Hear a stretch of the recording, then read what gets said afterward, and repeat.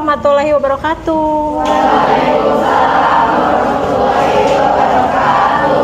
Oke, anak-anak, sekarang rapikan tempat duduknya. Ayo, nggak ada sampah di kolong meja? Oke, bagus. Ya, oke, anak-anak, bagaimana kabarnya hari ini? Alhamdulillah, luar biasa. Sehat semua ya? Sebelum kita pembelajaran, silahkan dipimpin doa terlebih dahulu. Sebelum kita memulai pembelajaran, berdoa dalam hati dimulai. Ya, sebelumnya Ibu belum mengecek kehadiran nih. Apakah ada yang tidak masuk hari ini? Hadir semua? Oke. Masih ingat nggak pembelajaran pertemuan lalu? Masih ingat. Kita mempelajari tentang apa? Laring, betul. Oke, laring itu fungsinya untuk apa? Ya, untuk bernapas. Selain bernapas, untuk bersuara. Oke, bagus. Sekarang kita masuk ke organ pernapasan selanjutnya ya, yaitu tentang paru-paru dan gangguan TBC pada paru-paru.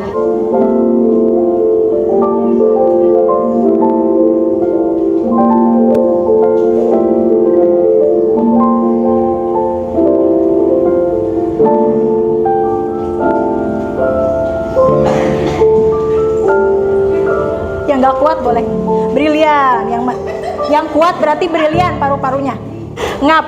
Nah, ini adalah salah satu tes kekuatan paru-paru ya kalian ya.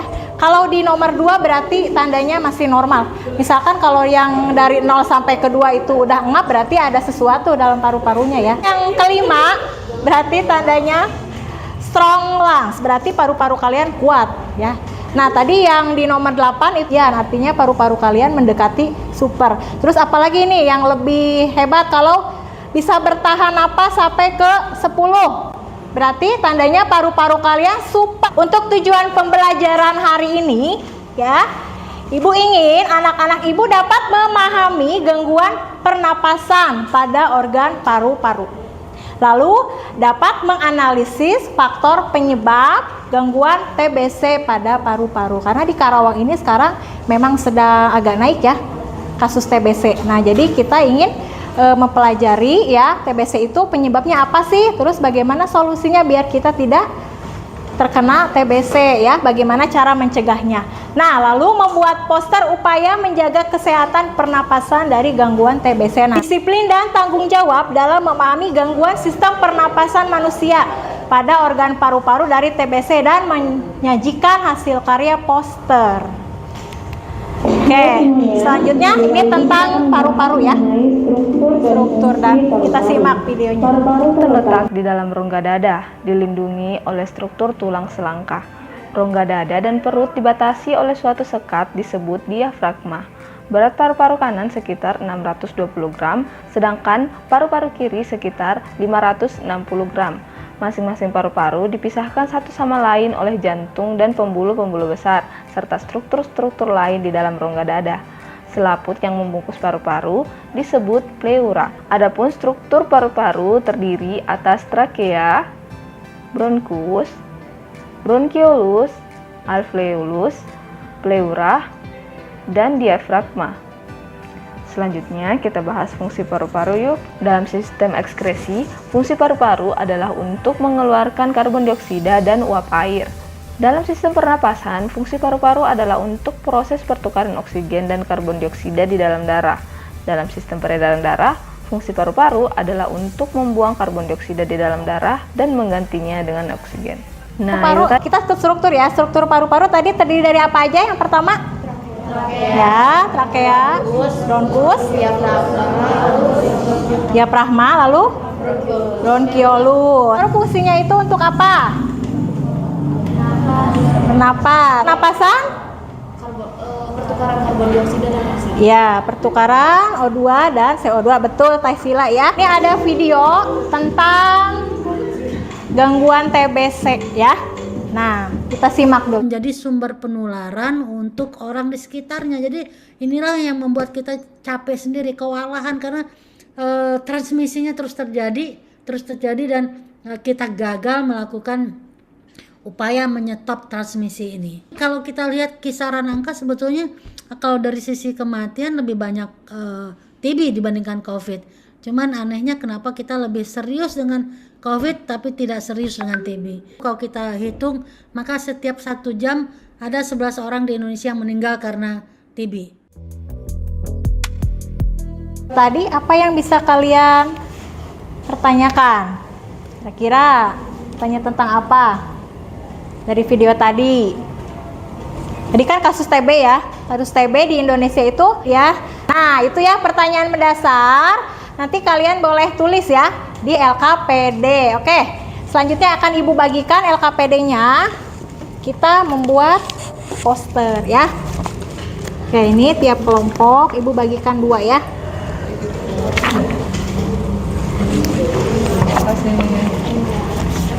Ya, pertanyaan mendasar ya, silakan nanti kalian tulis di LKPD berkelompok ya. Selanjutnya rencana membuat proyek. Nah, nanti untuk alat bahannya sudah disiapkan?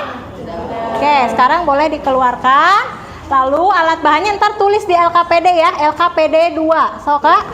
Nah, ada alat bahan, ada langkah kerjanya bagaimana, cara membuat posternya bagaimana. Lanjut, penyusunan jadwal nanti catat di LKPD 3 jadwalnya.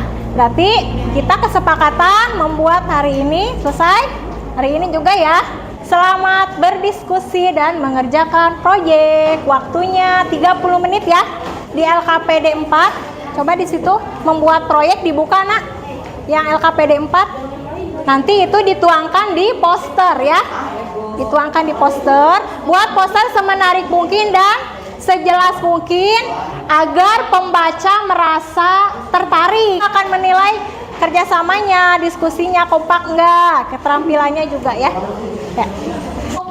Untuk mencari solusi, kemudian ya literatur untuk seputar TBC dan paru-paru, boleh kalian melihat handphone ya, boleh scan barcode juga dari LKPD, boleh cari literatur dari handphone ya, dari internet ya, silakan.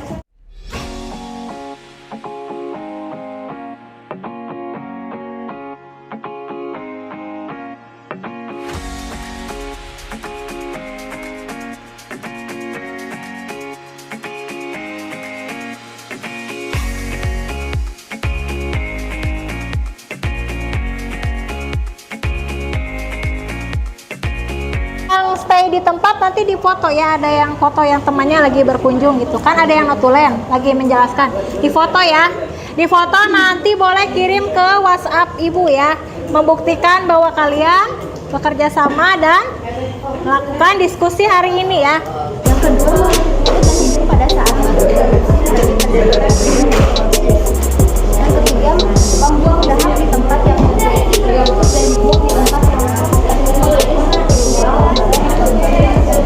Oke. Nah, di sini aja diliatin gini tar. Nah, gitu.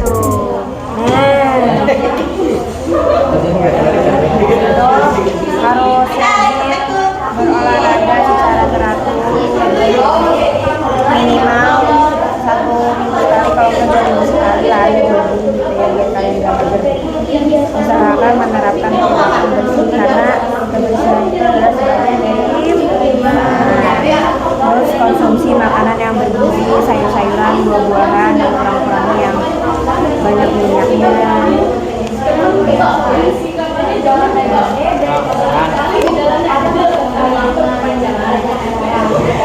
Faktor resikonya adalah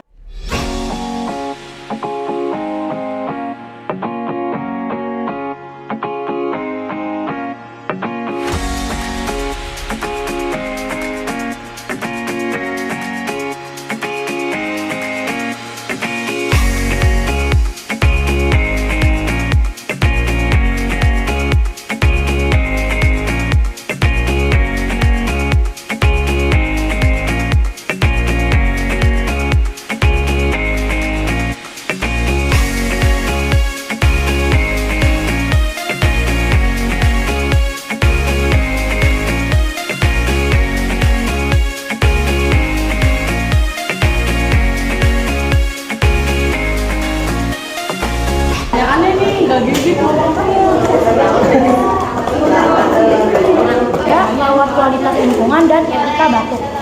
Nah, tadi membuat proyek poster sudah, kunjung karya sudah ya. Oke. Nah, Ibu ingin sekarang ada satu kelompok perwakilan saja yang mau mempresentasikan di depan. Yang kurangnya kalau kita manusia di sini itu ada awas TB paru. Di sini ada pengertian gejala-gejala penyakit TB paru, ada cara mencegah penyakit TB paru tersebut. Cegah dengan ampuh. Pengertian TB paru. Pengertian disebabkan oleh Mycobacterium tuberculosis yang menyerang otak, kulit, dan tulang, namun sebagian besar menyerang paru-paru. TB dapat menular dan mematikan. Singkatan demam kubak ya. Demam berkepanjangan, mudah lelah, nyeri dadanya sesak, kekeringan pada malam hari, batuk berkepanjangan, berdarah dan berdahak. B. Berat badan turun. Dan dari gejala-gejala ini ada cara pencegahannya. Di sini kita ambil beberapa cara pencegahannya. Yang mungkin atur jam tidur dengan lebih baik. N. Makan makanan yang bergizi. P. Pastikan ruangan dengan ventilasi baik agar sirkulasi atau pergantian udaranya itu bagus. U. Usahakan olahraga secara teratur. Dan terakhir kita hindari merokok dan asap rokok. Ini hari ini apakah ada kesulitan? Tidak ada ya, bagus sekali ya. Tadi itu tentang TBC ya. Nah, untuk gejalanya ini biasanya TBC itu ada batuk, biasanya berkepanjangan. Bisa sampai sebulan ya. Terus yang kedua juga kadang batuknya berdahak disertai muntah darah ya. Nyeri dada, terus penurunan berat badan agar kita terhindar dari gangguan pernapasan ya. TBC juga ya. Pertama apa? Minum obat Yang kedua? Ya, menutup mulut. Yang ketiga, tidak membuang dahak sembarangan. Buang dahak ke lubang WC, jangan di mana aja ya. Siapa yang bisa menyimpulkan? Paru-paru sebagai organ pernapasan yaitu tempat pertukaran O2 dan CO2.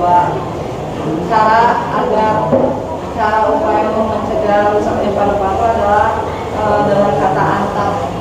Awas menggunakan masker saat sakit, menerima vaksin dan jangan telat vaksin BCG, teratur olahraga, asupan pola makan yang sehat, penggunaan alat makan yang tidak boleh bersamaan. Lanjutkan untuk mengerjakan soal pengetahuan.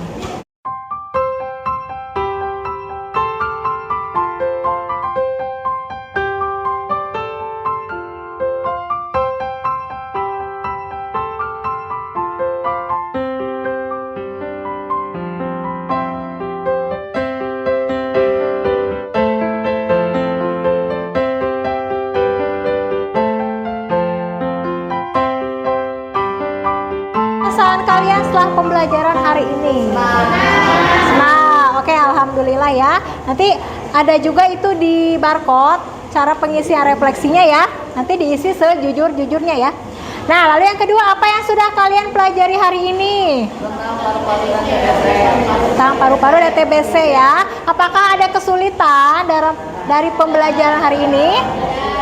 Ada yang sulit, ada yang tidak ya.